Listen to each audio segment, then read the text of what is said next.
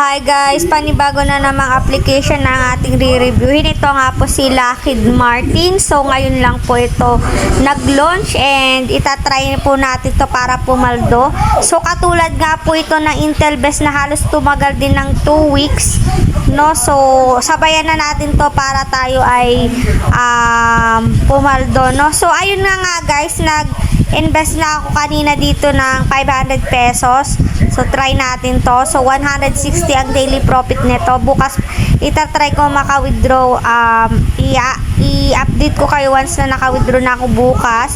Pero yung nag-invite sa akin dito guys is nakapag-withdraw na, kaya tinry ko na rin mag-recharge ng 500 pesos. So, ayun nga guys, ito nga po yung mga product nila. Yung 200 pesos mo, ang daily income niya is 60 pesos, no? Tapos, 300 pesos mo is, ang daily income niya is 93 pesos.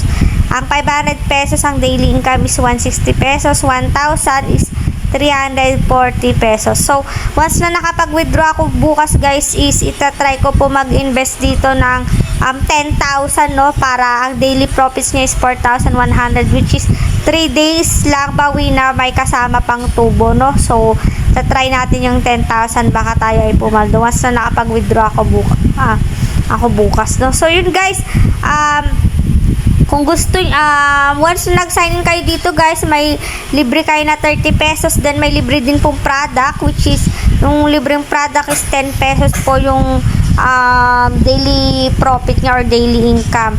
Ang minimum withdraw po pala dito guys is, ayun po yung libre na 30 pesos.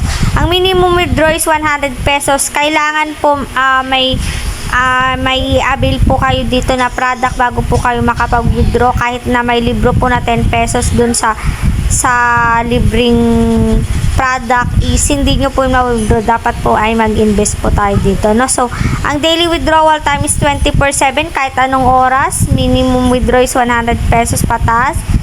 Tapos ang withdrawal tax rate is wala po. So, yun yung kaganda, walang tax fee po dito sa bagong application na Lockheed Martin. So, yun lang guys. If you want to invest guys, ilalagay ko na lang sa pinned comment section ko yung aking link, no? So, para makapag-recharge para dito guys, i-click mo lang po itong, for example, itong 200. Click mo lang itong GCash A. Then, mararoute ka na po sa GCash, no? So, yun lang guys. If you want to invest guys, ilalagay ko na nga lang po sa pinned comment section ko yung aking link. And again guys, invest what you can afford to lose guys. Thank you for watching and please subscribe to my channel for more videos and for more updates. Bye-bye!